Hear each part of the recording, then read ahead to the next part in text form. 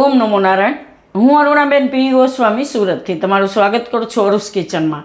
તો આજે આપણે બનાવશું પરોઠા. તો આજે આપણે અલગ રીતના પરોઠા બનાવશું. તો ઘણીવાર કેવું હોય, ઘરમાં કંઈ એવું હોય કે હું બનાવું તો કંઈક અલગ બનાવું, તો ઘરમાં રહેલી વસ્તુથી જ તમે બનાવી શકો. તો એના સારું આપણે લીધો છે ઘઉંનો લોટ. તો આ 2 કપ આપણે લીધો છે ઘઉંનો લોટ. નોર્મલ જે આપણે રોટલીનો લોટ હોય એ જ આપણે લીધો છે. અને આને આપણે ઘીમાં બનાવશું, તો ઘી આપણે જરૂર પડે એ પ્રમાણે. અને આપણે જે દાળિયાની દાળ આવે એ દાળ લીધી છે આપણે અડધો કપ જેટલી. અને લીલા ધાણા અને મરચાં, તો મરચાં તમે તીખાસ પ્રમાણે નાખી શકો. તો આ તીખા મરચાં આપણે 5 થી 6 લીધા છે. એમાં લાલ મરચું આપણે નથી વાપરવાના. થોડોક આદુનો ટુકડો અને લસણ. થોડોક આપણે કિચન કિંગ મસાલો લીધો છે. અને નોર્મલ મસાલામાં થોડીક હળદર વાપરશું, ધાણા જીરું, થોડુંક આખું જીરું, બસ એ જ રીતે. અને થોડુંક આપણે મીઠું સ્વાદ પ્રમાણે, અને લોટ બાંધવા માટે પાણી. બસ આટલી જ વસ્તુ આપણે જોહે. તો પહેલાં આપણે લોટ બાંધી લેવું. તો આમાં આપણે બધોય લોટ ચારી લેવું. તો હાજે શું છે કે આપણે આ રીતે પરોઠા બનાવી નાખીએ તો ચા ને પરોઠા તમે ખાઈ શકો કે દહીંને પરોઠા ખાઈ શકો. તો આ રીતે એકદમ ઇઝી થઈ જાય અને છોકરાઓને તમે ટિફિનમાં આપી શકો. તો બધોય લોટ આપણે આ રીતે ચારી લઈએ. તો લોટ બધોય આપણે ચારી લીધો છે. એમાં થોડુંક આપણે નાખી દેવું મીઠું, અને થોડોક મસાલો નાખશું આમાં, એટલે મસ્ત સ્વાદ આવશે. થોડોક સ્ટફિંગમાં નાખીશું, થોડોક આમાં નાખીશું આ રીતે. અને મૂળમાં તમે તેલય નાખી શકો. આપણે થોડુંક ઘી નાખીશું. અત્યારે શિયાળો છે તો તમે બની શકે એટલું થોડુંક વધારે ઘી ખાઓ તો સારું એમ. તો 1 ચમચી જેવું ઘી નાખવાનું. હવે આને આપણે મિક્સ કરી લેવું બધું આ રીતે. તો ઘણાને ઘી ન ભાવતું હોય તો તમે તેલમાંય બનાવી શકો એમ. તો હવે થોડું થોડું પાણી નાખતા જાઉં ને લોટ બાંધી લેવું. નોર્મલ આપણે જે રીતે પરોઠાનો લોટ બનાવી, રોટલી કરતાં સેજ કઠણ એ રીતનો એમ. બહુ ઢીલોય નહીં ને બહુ કઠણ નહીં, એ રીતે. તો આને બાંધી લેવું આપણે.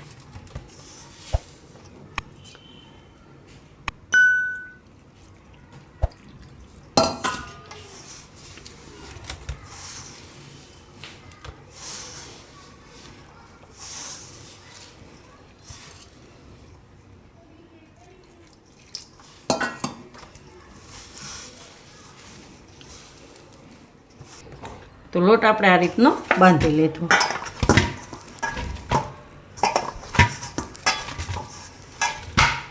તો થોડુંક ઉપરથી ઘી લગાવી લઉં.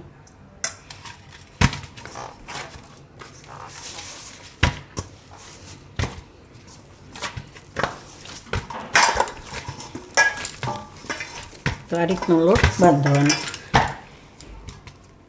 હવે ઢાંકીને એને આપણે 10 મિનિટ માટે રાખી દેવું. અને ત્યાં સુધી આપણે સ્ટફિંગની તૈયારી કરી લેવું. તો આપણા લોટ સેટ થાય ત્યાં સુધીમાં આપણે સ્ટફિંગની તૈયારી કરી લઈ. તો આપણે મિક્સર જાર લીધી છે. એમાં આપણે નાખી દઉં આ લસણ અને આદું,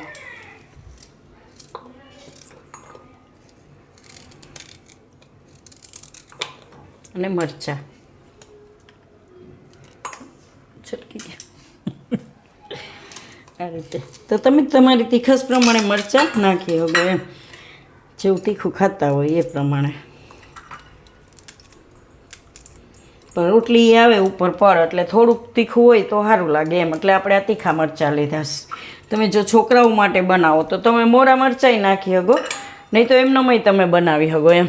આ તો ઘરમાં બધાને થોડું થોડું તીખું તો જોઈએ જ એમ. હાવ મોરું ન ભાવે. જો નાના છોકરાઓ માટે બનાવતા હોય તો તમારે એ પ્રમાણે બનાવવાનું એમ.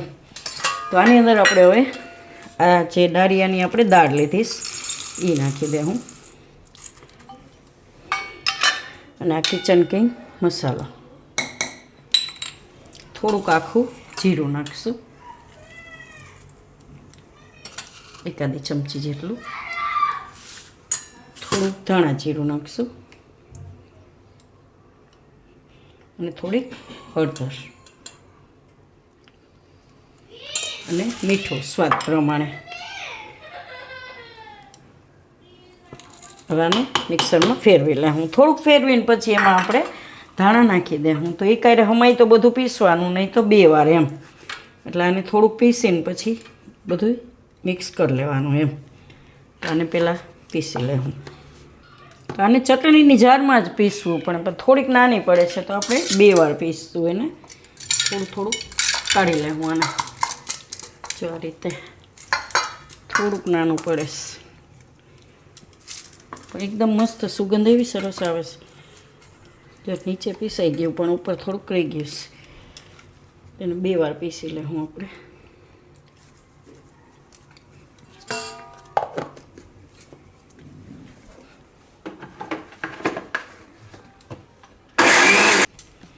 તો આને આપણે પીસી લીધું છે. તો આ રીતે થોડું પીસી એટલે એકદમ સરસ થઈ જાય. જો તો આને કાઢી લે હું આપણે આ રીતે. આ રીતનું ધાણા ભાજીને લીધે એકદમ સરસ લીલો કલર આવી ગયો છે એમાં, અને એકદમ મસ્ત સુગંધ આવે છે. હવે આ બીજું આપણે એ જ રીતે પીસી લે હું. થોડું હોય ને તો એકદમ સારું પીસાય એમ. ભલે 2 કે 3 વાર પીસવું પડે એને. તો બધું આપણી રીતે પીસી લે હું. તો બધું આપણે પીસી લીધું. આ રીતે મિક્સ કરી દેવાનું એટલે એક સરખું થઈ જાય. અને આને તમારે જો સવારે છોકરાઓને ટિફિનમાં બનાવવું હોય તો આ ભૂકો બનાવીને તમે રાતે રાખી દો, કે ગમે ત્યારે રાખી દો ફ્રીજમાં. તો એવો ને એવો રહે કે ગમે ત્યારે પરોઠા બનાવવા હોય તો તરત તમે બનાવી શકો એમ. આ રીતના એટલે ફટાફટ બની જાય. આ કાંઈ સવારમાં બનાવવાનું વાર ના લાગે એમ. લોટ બાંધીને તરત તમે પરોઠા બનાવી શકો એમ. તો હવે આપણે આમાંથી બનાવશું પરોઠા. તો આપણે થઈ ગયો મસાલો તૈયાર. ને લોટ જોઈ લઈએ હવે.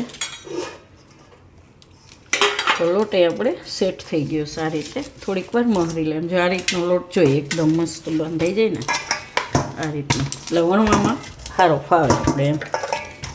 આ રીતનું ને થોડોક આપણે લોટ લીધો છે વારવા માટે કોરો. હવે આપણે ગેસ ચાલુ કરશું. આ તવી લીધી ગરમ થવા દે હું, ત્યાં સુધીમાં વણી લે હું આપણે.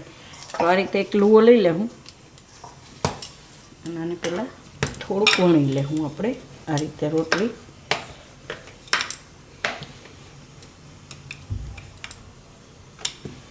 આ રીતની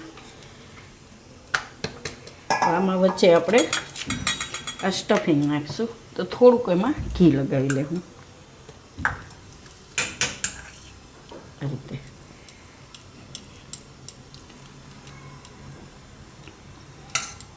તમે જે સાઈઝના બનાવવા હોય એ સાઈઝના બનાવી શકો એમ. તો આમાં આપણે વચ્ચે નાખીશું આ બનાવ્યું સ્ટફિંગ. ગેસ ધીમો કરી દે હું, ને આને આપણે આ રીતે ફોલ્ડ કરી લે હું. તો આ રીતે બધી બાજુથી દબાવી લે હું.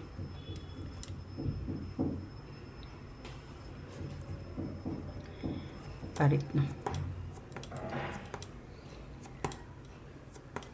ઉપરથી લોટ કાઢ લે હું વધારાનો હોય થોડોક, અને દબાઈ દેવું એને આ રીતે.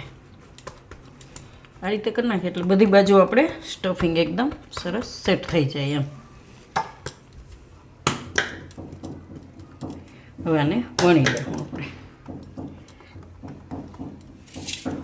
થોડોક કોરો લોટ લઈને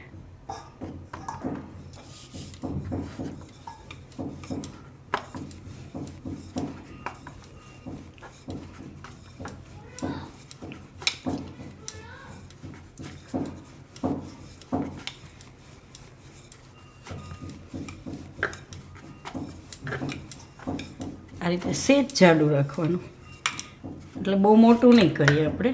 આ રીતનું એમ ખાલી કોર વણવાની આ રીતની. એકદમ મસ્ત લાગે ટેસ્ટમાં. તો આને આપણે શેકી લેવું. થોડુંક ઘી લગાવી લેવું.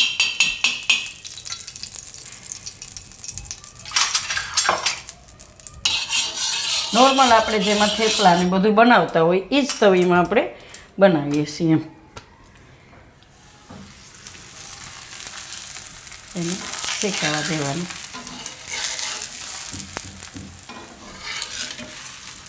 આ બાજુથી થોડુંક શેકાઈ જાય એટલે ફેરવી લેવાનું આ રીતે. બીજી બાજુ શેકી લેવું. છોકરા એ બાને થોડું ઘી ખાય એમ એટલે થોડાક આપણે ઘીમાં બનાવવાની રીતે બે બાજુ શેકી લેવાના. આ બાજુ થોડુંક શેકાઈ જાય એટલે બીજી બાજુ શેકી લેવાનું. ગેસ બહુ ફૂલ નહીં રાખવાનો, મીડિયમ રાખવાનો.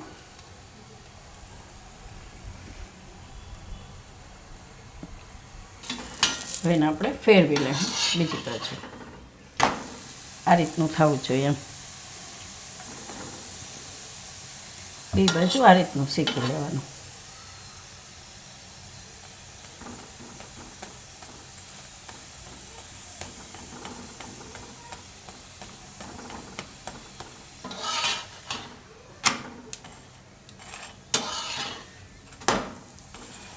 અને ચા એ રહી તમે ખાઈ શકો, દહીં એ ખાઈ શકો, ગમે નહીં એ જે રીતને તમને ભાવે એ રીતને. છોકરાઓને ટિફિનમાં આપવું હોય તો તમે એને ટમેટો કેચઅપ ભેગું એ તમે આપી શકો એમ. તો આ રીતનું શેકી લેવાનું બે બાજુ. તો બધાય આપણે આ રીતે બનાવી લેવું.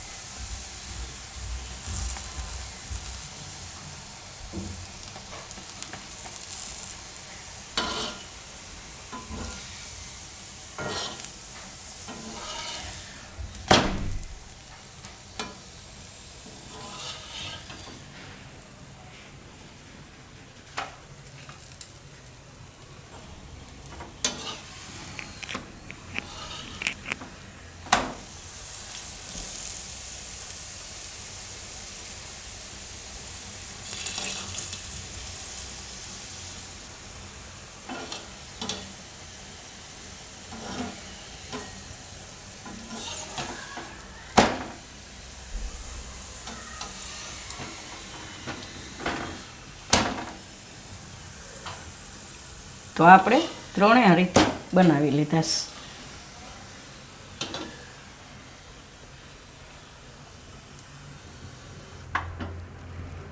આને આપણે હવે સર્વ કરશું. તો દહીં યારે આપણે સર્વ કરશું.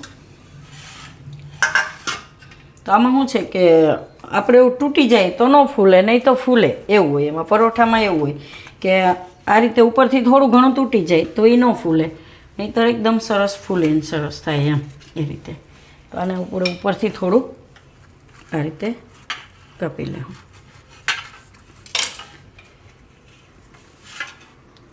એકદમ મસ્ત લાગે છે. તો આને તમે દહીં આરે ખાઓ કે ચા આરે ખાઓ કે ગમે ની આરે ખાઈ શકો એમ. કે લસણવાળી ચટણી હોય તો એ હાલે. આને દહીં આરે આપણે સર્વ કરશું. તો તૈયાર છે આપણા ડાળિયાની દાળના પરોઠા એમ. તો જો તમને મારી આ રેસીપી પસંદ આવી હોય તો એને લાઇક કરજો, શેર કરજો અને મારી ચેનલને સબસ્ક્રાઈબ કરજો અને બેલ આઇકન દબાવવાનું ના ભૂલતા. કમેન્ટ કરીને કહેજો કે તમને કેવા લાગ્યા ડાળિયાની દાળના પરોઠા.